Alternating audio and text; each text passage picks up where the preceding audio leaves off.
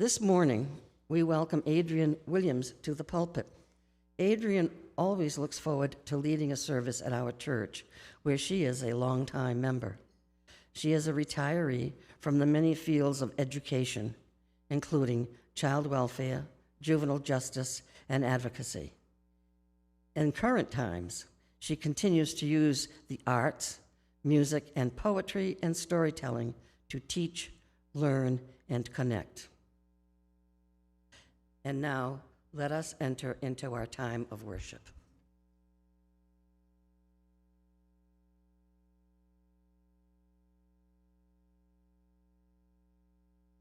That means what's the news in Kiswahili. And that is pretty much what Kwanzaa is about. Sharing the news, giving the news.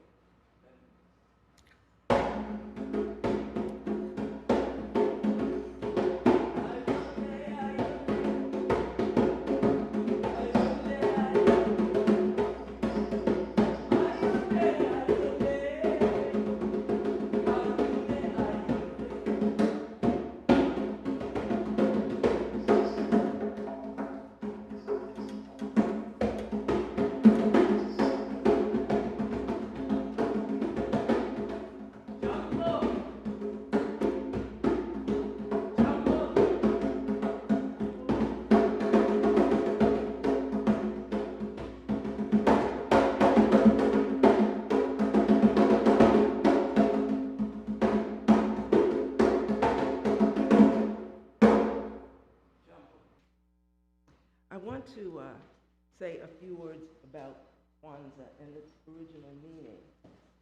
The original meaning was not a celebration of politics. It was not a religious celebration. What it was a time for African Americans who were part of the African Diaspora, had a time to really celebrate their history, and did it in many ways. It was an informative, educational piece, especially for children. And some of the ways it was celebrated was to have a great feast. This is at the end. A great feast with family and friends, and they would lay a table with a beautiful mat on it. And on the mat would be the Kanara. And every day they would light the candles, as you saw just now. And every time that candle was lit, it meant something. And so the children would gather around and they would learn about that concept, whether it was unity about the arts, or whether it was responsibilities in community. And that is one of the things that Kwanzaa focused on, and that was educating children and youth to be strong, to be loving, to be smart. Get your lessons done. Don't be crazy. Take advantage. Get your learning done. I heard that so much. And then also, you would have a mat. On that mat and around that mat, you would have the fruits and vegetables of the harvest. And that is also a part of Kwanzaa. So if there is corn, then there is 1 ear of corn for each child, and that's laid out. And then there are other things that are out on the mat as well. And that's all a thank you for that which we grow and can grow, and that which we harvest and share together. And then, of course, there's a party. There's a big party after the actual feast. And that's where children dance and grown-ups dance. And everybody is really, really happy about giving gifts. And the gifts are always things that are also educational. So they might be books, they might be music like records or tapes or something like that, and the kids would actually get together and make their gifts and give them to the grown-ups. So it is definitely one thing that really focuses on Black history and what folks have been through both in this area, in this country, and around the world. So that's the real story of Kwanzaa. And the guy who started it, his name was Ron Karenga, and he's a professor. He was a professor, and he decided that would be something very fruitful for people to do on an annual basis, and that's how it started. And it starts after Christmas, for those 7 days after Christmas, and that is Kwanzaa. Now my service, my questions actually, Kwanzaa is a beautiful, beautiful thing.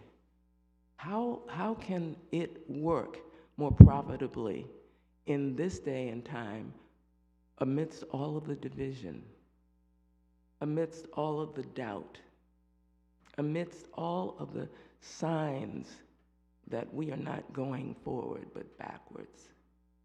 So how can Kwanzaa be of help there?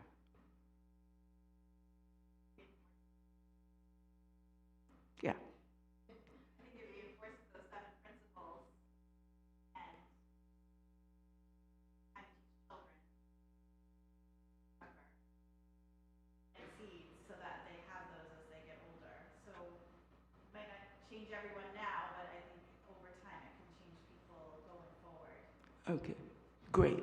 Let me repeat that, or, part of that. Anyway, it's a great thing because it reinforces the 7 principles that we read earlier, and it teaches children those principles and how to weave them into their young lives. So we are thinking, something like this spread, it would make a difference, because anything you teach children that strengthens them and gives them hope is good stuff. Now, Kwanzaa is a Black history holiday, but we've always shared it because everybody needs those same principles. Everyone needs them. And I think it brings us together, and that is umoja. So the first time I went to a Kwanzaa celebration at someone else's home, Johnny and Dee Seltzer. Yeah? Can you imagine that? Can you imagine Johnny doing Kwanzaa? All right, and it was wonderful. So I think the more we share that, the better, the better. And I have a couple of things. Thank you for your comment, by the way. If you want to comment, I will kind of paraphrase your comment back so that folks online know what's going on. But another thing that I was thinking about was some of the words that have come up recently, like woke. What does woke mean? Now, to me, when I was a little kid, and my mother said, Adrienne, you need to stay woke. Stay woke. Make sure you're taking in things around you. Make sure that you're not sleeping through something important. Make sure you know what's going on in your life. You have to protect yourself. And you have to be out and live in a community that was not always welcoming. My mother had specific things to say about woke to my brother. And it was, if you don't stay woke, you're going away from here. And one of the traditions used to be that young men on vacations, school vacations, would be sent home to the South, if the parents had migrated, would be sent home during vacations, just to make sure that they were making good decisions over the summer and over the other vacations, and that they were safe. So it just basically means stay alert. Make sure that you know the ground on which you stand. So I would love for people to discuss that more with each other, with friends who think that woke is something that's very negative. It's not really. It's just basically figure out the ground around you, what you're standing on. Keep your eyes open. You might miss something. And keep yourself safe. Anybody have any comments on that? I know you've heard the word and used in many different ways, and some that didn't make really good sense. Yes? The way that woke has been sort of captured by sort of the right wing is just shameful. I think if woke means being aware of other people's concerns, other people's sensitivities, other people's trigger points, other people's worries, then yeah, I'm proud to be woke. Mm. And I think it's just, it's been so misappropriated by people who think somehow it's wrong to, I don't know, acknowledge what our actual history is, what the facts are, versus some fantasy they wish to continue to propagate. Okay. The answer, briefly, is that it's sad that that word, meaning what it originally meant, has been turned around, shifted to serve other purposes. And again, it's important to share with folks, hey, it means exactly what you think it means. Martin Luther King gave the Ware Lecture years ago at GA, and he was the first that actually put it in a sermon that I had heard of and said it was like the fairy tale of the guy who went to sleep and missed the revolution. And that's basically it. So I was buoyed by the fact that that was a GA sermon by Dr. Martin Luther King. Okay, another thing that kind of really concerns me, having been an educator, having worked with kids actually all of my work life, books. Banning of books. It's not the first time. You know, there's been burning of books. There's been banning of books. But this one is really troubling because some of the books that are banned are some of the things that are foundations of many of our lives. And we were reading them in school. We were talking about them with our friends. But now, a lot of the books are being banned. And there's one school system that actually turned its library only for research purposes. And as a parent, I'd like to know what people think about how difficult it is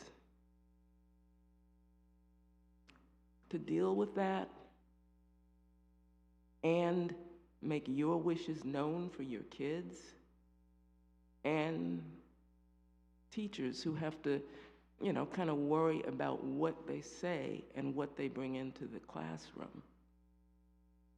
I mean, if it's inappropriate, it's inappropriate. But most of this stuff is fear anger,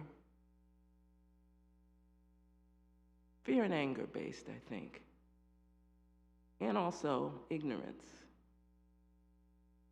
But books are precious, and so that's what, just my perspective, that's what bothers me a little bit. Yes? Part of that fear comes from as things change, as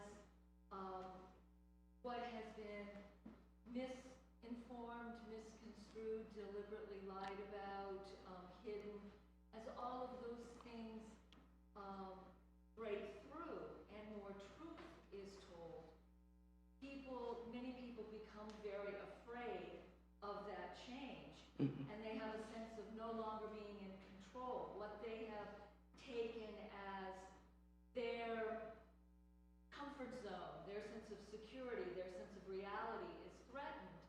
And to control how people learn, what people learn, and how that knowledge is disseminated is a very tangible way of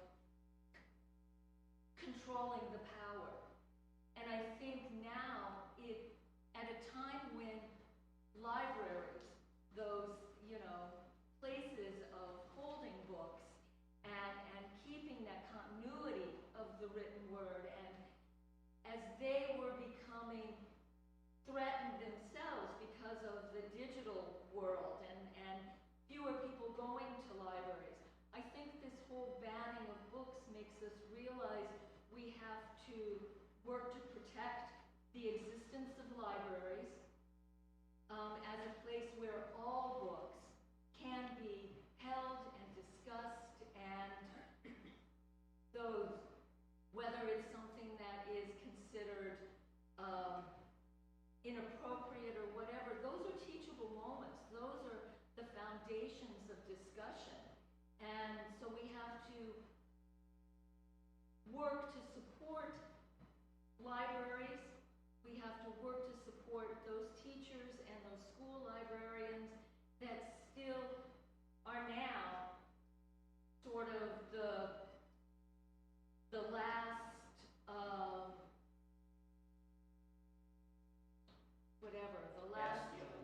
yes, there. Thank you, Ed.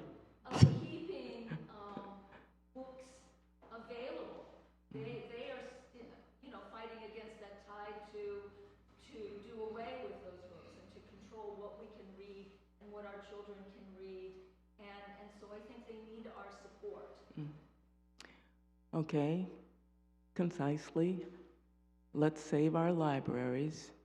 We need to support libraries if you believe that's a truth for you. And it's kind of scary. It's kind of scary. Now, I have grandchildren, step-grandchildren, and I don't want them reading everything somebody gives them. And so that's a quandary too, because not all teachers know what they're doing. I know. I was a teacher. I was a school principal. I had to fire people. You can't trust everybody. You don't know everybody.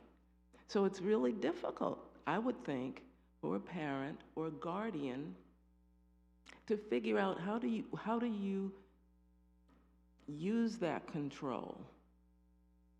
And, really, it's your job to protect your children. So how do you figure out what to do? What is the line that's drawn? How do you solve that problem? Anybody?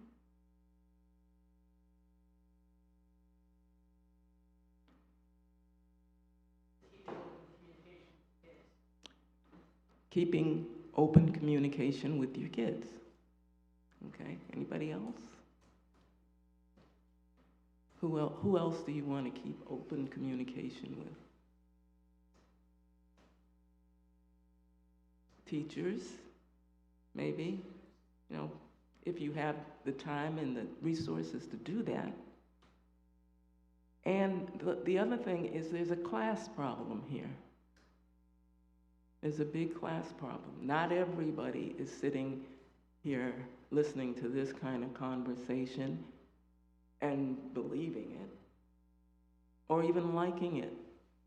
And it's not political. It's something else. It's something else. So we got a ways to go this coming year. And it's not going to be easy, but really putting some effort into it will be rewarding, I'm optimistic.